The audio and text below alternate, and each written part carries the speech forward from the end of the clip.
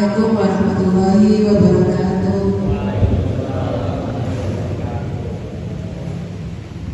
Selamat pagi, salam sehat buat kita semuanya. Tapi Bu, alhamdulillah, alhamdulillahirobbilalamin.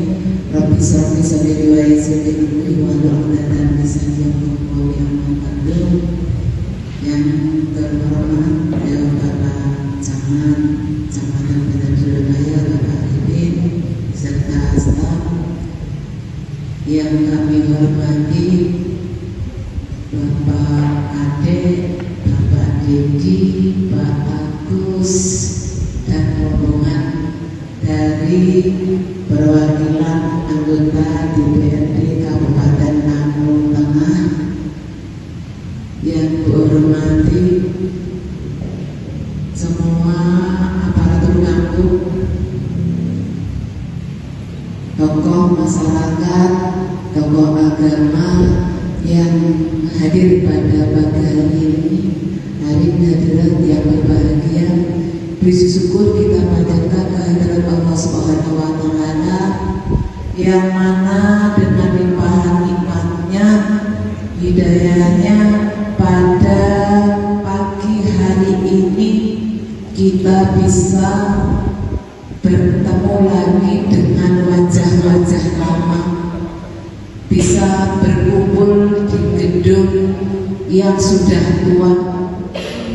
Tidak asing lagi yang Bapak Ibu hadirin sekalian yang di depan ini, sudah kesekian kalinya kita berkumpul. Gak tahu sudah mulai dari tahun berapa, terutama si Macan Tengah ini yang dulu masih ganteng, sekarang sampai ibu kaget sudah mulai keriput.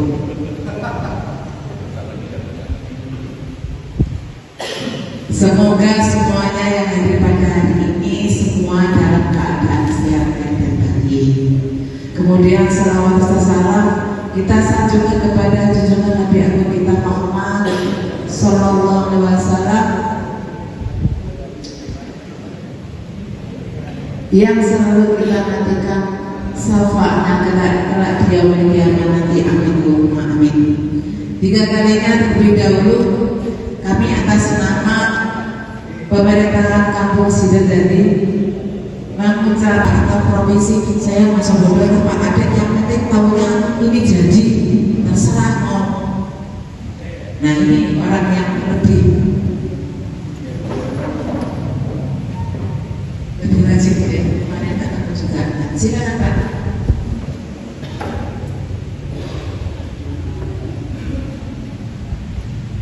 Saya terdengar Pak baru. Nah, persoalan yang sudah saya sampaikan tadi terkait dengan pembangunan Pak Kade,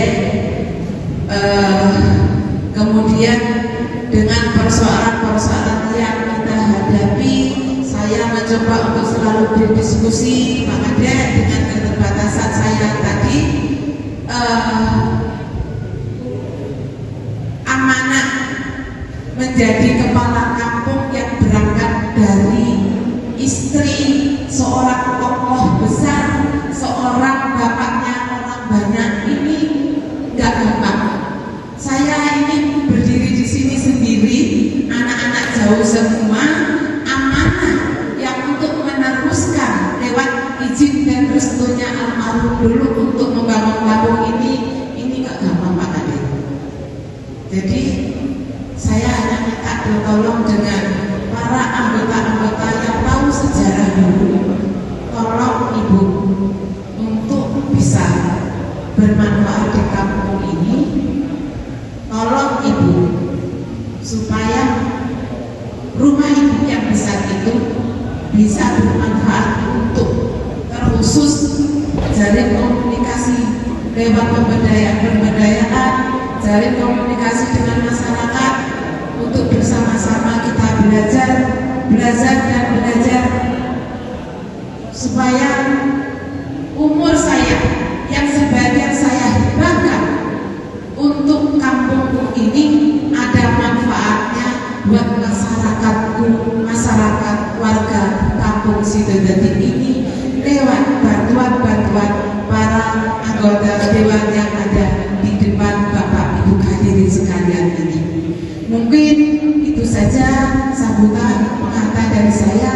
Sekali lagi terima kasih atas kehadiran semua wakil masyarakat Kabupaten Lampung Tengah di Balai Kampung Sidodadi ini, dan minta maaf dalam penyambutan ini kok adanya di gedung yang gak layak sebenarnya. Yang biasanya anggota dewan ini gedungnya yang megah-megah, kok ini saya kumpulkan di sini. Memang waktunya beliau ini duduk bersama dengan masyarakat di gedungnya masyarakat Kampung Sidodadi ini. Lewat tupoksi komisi masing-masing ini, siapapun, baik komisi 1, komisi yang lainnya, supaya program yang dibawa di komisi masing-masing ini ada beberapa program. Selamat pagi untuk kita semua, salam sejahtera. Tabibun yang kami hormati Bapak Camat Badan Surabaya Halimin, yang kami hormati Kepala Kampung Bu Mustafa beserta jajaran penatur kampung, yang kami hormati pimpinan kecamatan. Dalam hal ini ada Pak Polsek dan juga Dewan anggotanya. Terkhusus yang kami hormati, kami bangga, kami sayangi Ibu Bapak warga Kampung Sidodadi Kecamatan Badan Surabaya, yang semoga dalam hari ini diberikan nikmat kesehatan, nikmat panjang umur, rezeki melimpah, tidak ada kekurangan sesuatu apapun. Nah, izin di sini kami memperkenalkan dulu secara detail satu persatu anggota dari komisi 2 dari dapil 2 DPRD Kabupaten Lampung Tengah. Karena tadi di moderator disampaikan pemaparan DPRD. Jadi izin Bapak Ibu semua, saya langsung tanpa mukadimah. DPRD Kabupaten Lampung Tengah ini anggotanya ada 50 anggota, yang mana pada saat ini partai pemenang itu adalah Partai Golkar dengan 13 anggota. Di bawahnya ada Partai Gerindra, Partai PKB, Partai PDI, PKS, Demokrat, dan Nasdem. Nah, ada 7 fraksi yang ada di DPRD Kabupaten Lampung Tengah, yang mana berdasarkan APBD kita di 2025 ini kurang lebih sekitar 2,7 triliun. Akan waktu APBD ini. Tapi dari 2,7 triliun itu tidak semuanya bisa dipakai untuk belanja yang langsung menyentuh ke kebutuhan wajib pada masyarakat. Kenapa? Karena di angka 50% lebih itu sudah habis untuk belanja pegawai. Termasuk di sini juga aparatur kampung belanja pegawai. Nah, sebelumnya saya perkenalkan dulu dari sebelah paling kiri. Ini lagi dari pasangan beliau, bapak-bapak, siapa tahu ada yang masuk dengan beliau dari fraksi PKB, dan juga kebetulan diamanahi sebagai ketua komisi 4. Nah, sebenarnya dululah pasangan urusan BPJS terampung untuk kali ini. Sebelahnya ada beliau Bapak Barozi, beliau dari fraksi Demokrat dan sekaligus diamanahi dari DPP sebagai ketua DPC Demokrat Kabupaten Lampung Tengah. Dan sebelahnya ini ada Pak Dedi. Beliau posisi saat ini dari fraksi Gerindra dan diamanahi di DPRD itu menjadi ketua komisi 3 yang urusan proyek-proyek ini Pak beres. Kalau izin Pak Barozi, kalau ini sebenarnya nggak perlu dibahas, sudah selesai sebelum saya masuk tadi katanya. Terus di sebelah saya ada beliau Bapak Ade Asyan Nabiri. Nah, kalau di kita di peribahasa itu kan ada yang namanya macan ompong.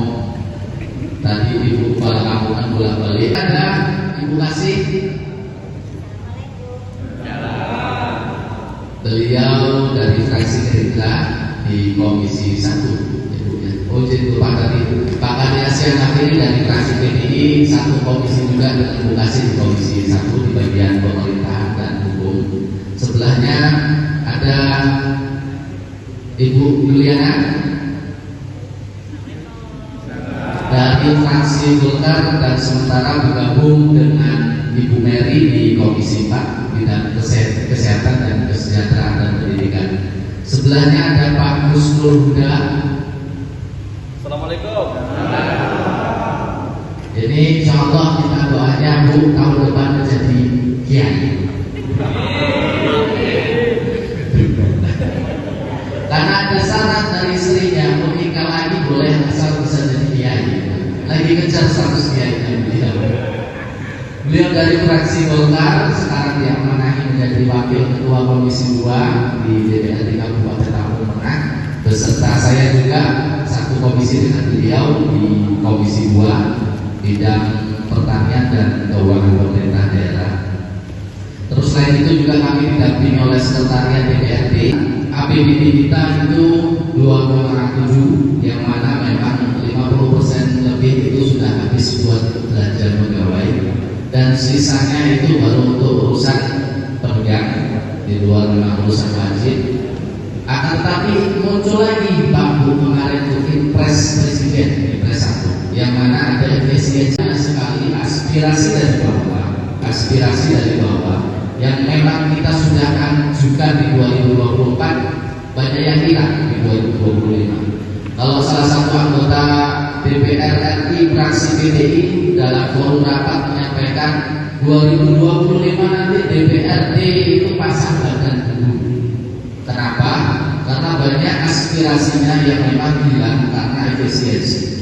Ya sementara pasang badan ya kalau ditanya mau nggak realisasi ya, kalau ada duit kita lanjut. Kayak ini juga nanti mungkin kita bisa ketua Komisi 3. Terus di lain itu juga kami juga menyampaikan salah satu tugas Komisi 2 karena memang dia membidangi keuangan pemerintah daerah. Kami di Komisi 2 pada saat ini lagi coba menginisiasi salah satu perda.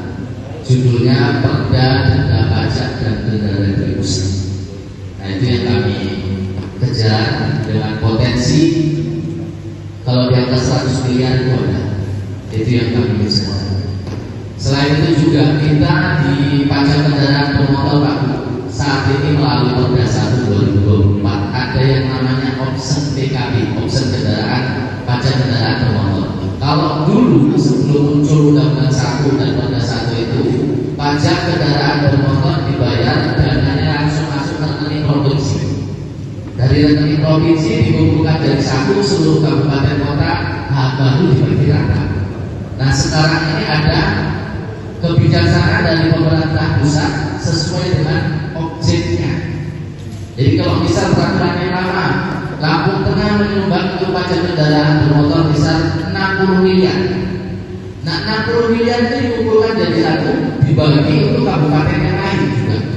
Nah melalui Undang-Undang 1 2022 dan Perda 1 2024 itu seperti itu masih ada, tapi sangat diuntungkan melalui opsi PKB-nya. Jadi misal dalam kendaraan bermotor pajaknya misal 100.000, yang 66.000 itu sudah langsung otomatis ditransfer ke pemerintah daerah Lampung. Nah sisanya yang 40.000 dikumpulkan di provinsi baru dibagi lagi. Nah jadi dari omset PKB itu sebenarnya menguntungkan pemerintah Kabupaten Lampung Tengah dalam hal pendapatan daerah. Nek sing duwe mobil karo motor bayar pajak. Kami sebagai lembaga DPRD yang mempunyai 3 fungsi, salah satunya fungsi pengawasan, jadi mengharapkan instruksi pemerintah pusat terkait masalah taat perpajakan itu kita laksanakan. Mungkin itu sedikit pemaparan, karena nanti permasalahan-permasalahan yang ada di bawah ini akan dibedah sesuai dengan komisi masing-masing. Apa bahannya yang akan dibawa ke sana? Walaupun sebenarnya kalau kami sudah duduk di sini itu tidak ada lagi anggota Komisi 1, 2 dan 3, kami sama-sama anggota DPR. yang mana tugas pokoknya itu melekat harus pintar anggota DPRD itu. Terus tadi ada kiriman dari Ibu Kepala Kampung terkait masalah balai kampung tanpa diceritakan. Terus yang kedua sedikitnya banyaknya sedikit curhat Ibu Kepala Kampung, yang mana memang dengan kondisi sebelumnya sampai dengan sekarang itu curhatnya bukan buat didengar ditolak, bukan, dia didengarin sama anggota dewan itu. Dan harapannya kita tetap bersinambung sejalan dengan pemerintahan kampung untuk bangun kampung Sidodadi di depannya. Mungkin itu sedikit yang bisa kami sampaikan terkait pemaparan nanti kondisi keuangan akan kita bahas detail lagi apabila ada pertanyaan. Mungkin itu Bapak Ibu, terima kasih. Kurang lebihnya saya minta maaf. Saya akhiri. Wallahumma fiqillah wa barik. Assalamualaikum warahmatullahi wabarakatuh. Kami atas nama Bapak Datir selaku Sekdes Kampung Sidodadi, usulan saya Pak langsung aja untuk masalah pelepasan tanah kehutanan, untuk pelepasan tanah kehutanan yang ada di Kampung Sidodadi khususnya di persawahan. Karena tanah Sidodadi yang diklaim dari kehutanan itu kemarin ada operah masuk, itu operah penggalian tanah itu tidak nyampe ke ujung sungai karena itu katanya diklaim dari kehutanan. Yang kemarin saya kumpulkan untuk surat tanah yang itu sudah ada surat tanah semuanya, minimal berita acara dan ada yang sertifikat sekitar berapa, sekitar 4 sertifikat Bapak Ibu. Itu yang itu ada sejumlah 125 hektar. Jadi kami minta kepada Bapak Dewan, khususnya Dewan DPRD Kabupaten Lombok Tengah, kami mohon bantuannya untuk mengawal untuk program di pesawahan itu. Yang kedua yaitu mengenai ini kami mewakili aparatur kampung semuanya untuk gaji aparatur kampung Pak. Ini 2 bulan itu belum tersalurkan ke aparatur kampung semuanya. Jadi itu yang mungkin jadi keluhan aparatur kampung itu. Aparatur kampung Sidodadi itu ya setiap hari itu ngantor terus Bu Bapak. Jadi untuk kenaikan siltap untuk aparatur khususnya di kampung Sidodadi mewakili Kecamatan Bandar Surabaya. Itu yang mungkin dapat saya sampaikan. Kurang lebihnya saya mohon maaf yang sebesar-besarnya. Akhirul kalam, wassalamualaikum warahmatullahi wabarakatuh. Salah satu keluhan masyarakat terkait kesehatan yaitu BPJS. BPJS yang pernah disalurkan oleh pemerintah yang pertama itu yang dari daerah itu mayoritas mati Pak. Dan itu sangat menyulitkan untuk masyarakat yang terkena gangguan kesehatan, yaitu dari sakit dalam proses perawatan dan segala macam karena ketidakmampuannya Pak. Jadi untuk ada Dewan, saya mohon untuk BPJS Kesehatan bisa kiranya bagaimana bisa disalurkan lagi ke masyarakat. Dan itu juga kemarin itu banyak sebagai masyarakat sakit, beliau mau periksa ternyata BPJS-nya mati. Untuk urus proses mereka bertanya untuk dihidupkan kembali bisa nggak Pak? Ya saya kira bisa tapi prosesnya karena kan ya banyak prosesnya.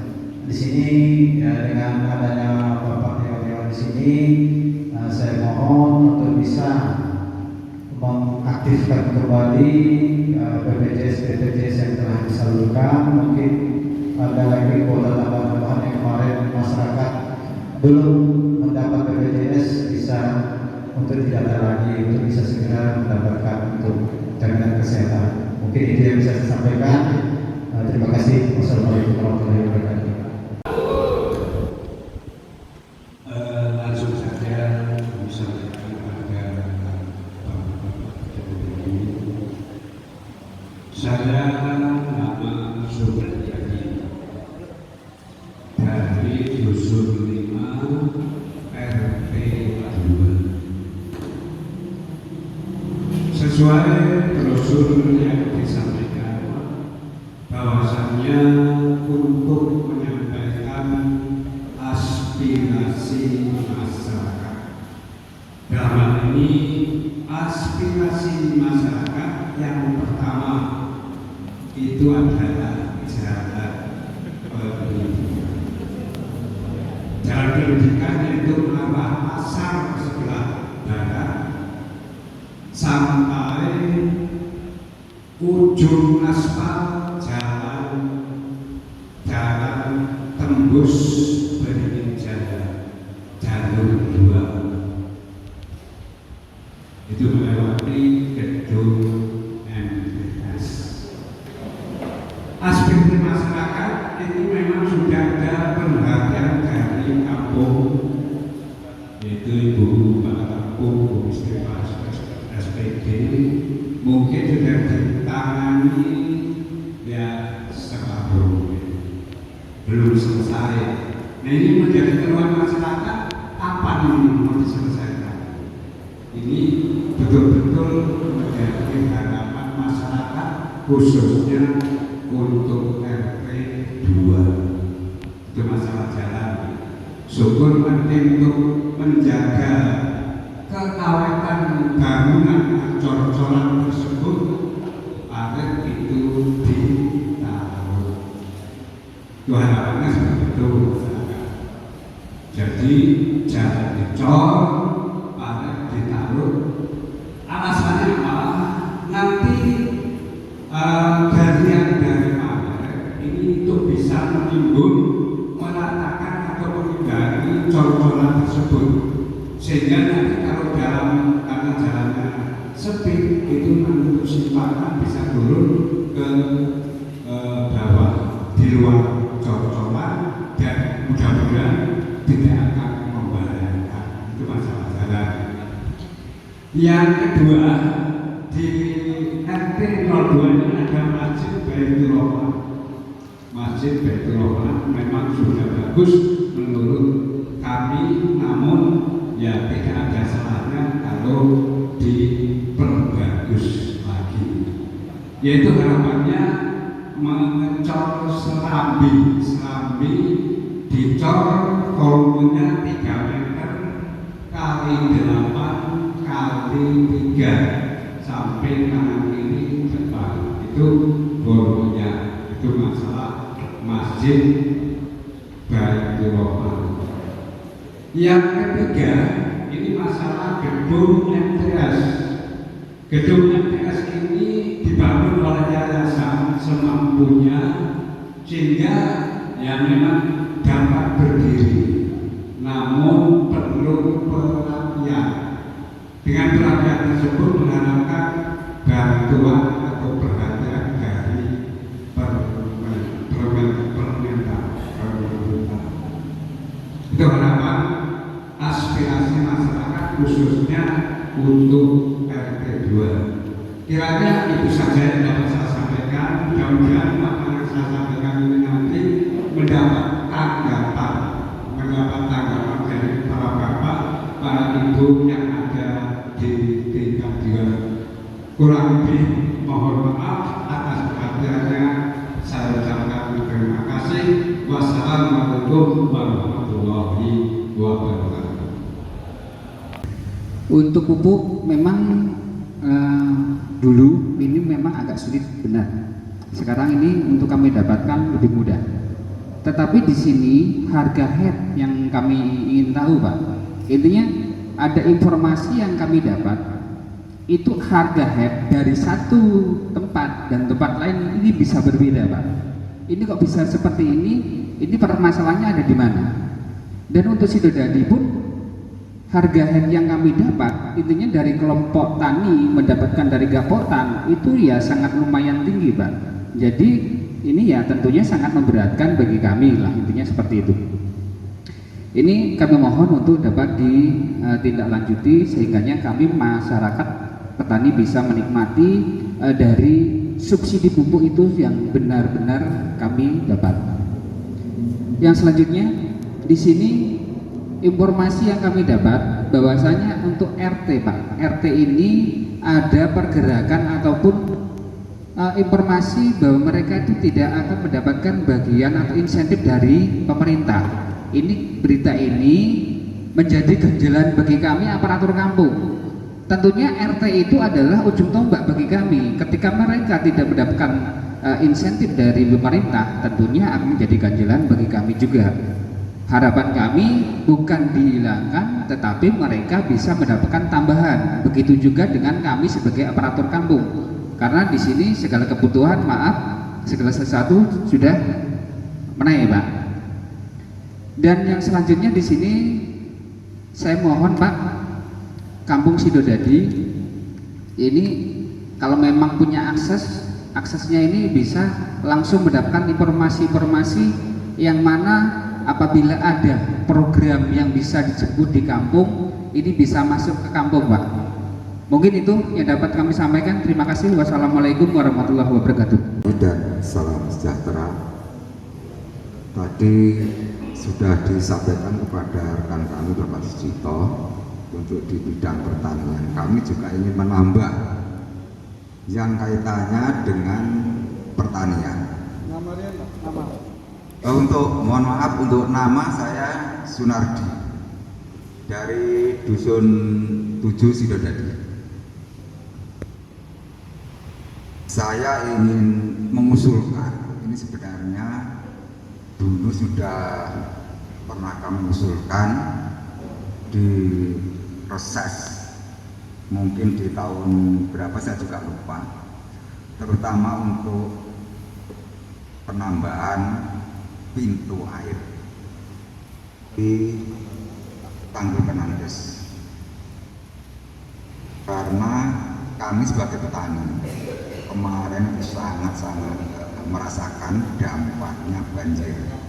Kemudian pintu yang sudah ada itu tidak memenuhi syarat, mungkin bisa dikatakan demikian, karena debit air terlalu banyak.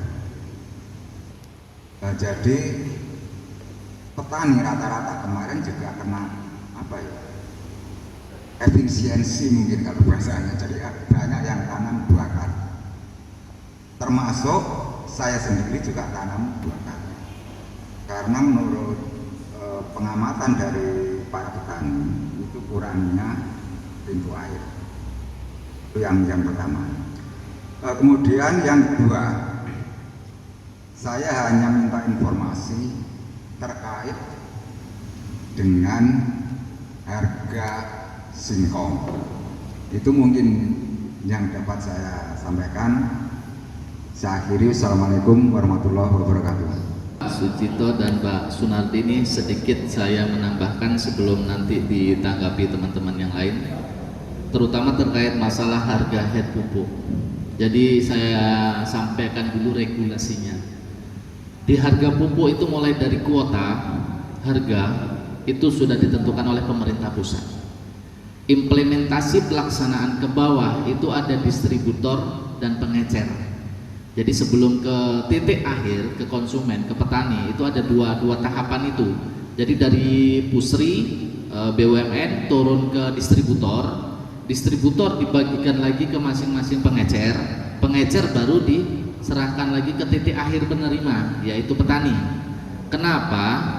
Harga berbeda. Nah, justru itu terkadang yang kami ingin dapatkan laporan, Pak. Yang ingin kami dapatkan laporan. Kami sudah beberapa kali manggil distributor. Nah, distributor akan tetap menyampaikan, kami distributor menyampaikan harga ke pengecer itu sesuai dengan ketentuan. Nah, pengecer di bawah itu yang memberikan ke petani langsung, itu mungkin yang angkanya berubah dari harga head. Nah, itu sama halnya dengan LPG kemarin. FPG juga seperti itu. Dari Pertamina turun ke agen, agen turun ke pangkalan, pangkalan ke masyarakat sudah berbeda. Karena sempat panas kan, begitu ada kebijakan pemerintah pusat, terapkan sesuai dengan aturan, yang mana masyarakat tidak boleh beli ke pengecer-pengecer warung, jadi belinya ke pangkalan. Sempat terjadi problem itu. Nah, kondisinya sama halnya dengan pupuk, regulasi tahapan yang terlalu panjang, jadi di situ menimbulkan kos tambahan. Nah, itu yang kami harapkan. Syukur bisa dapat nama pengecernya. Itu karena kami kerjanya itu tadi tupoksi kami ada 3 hal yang kami sampaikan. Pertama, masalah pembuat aturan, penganggaran, dan pengawasan. Pelaksana dari pelanggaran-pelanggaran itu kami hanya bisa merekomendasikan ke eksekutif dan mendampingi. Nah, kalau tidak ada aduan yang seperti ini, kami juga nggak bisa kerja maksimal, itu nggak bisa. Jadi itu kalau memang misal bisa, Pak Tito, misal di situ ada lokusnya langsung, misal nih pengecer siapa dengan pengecer siapa, harganya berbeda. Kwitansi pembelian, ya mungkin selama ini apa ya, di bawah tangan gitu kan ya. Bulannya diberikan kuota harus habis. Nah, kondisi di Lampung Tengah, ya contoh misal sudah jadi tiap bulan anak padi apa enggak? Jagung, tiap bulan kita pupuk. Nah, itu yang jadi problemnya. Jadi pemerintah pusat juga tidak memberikan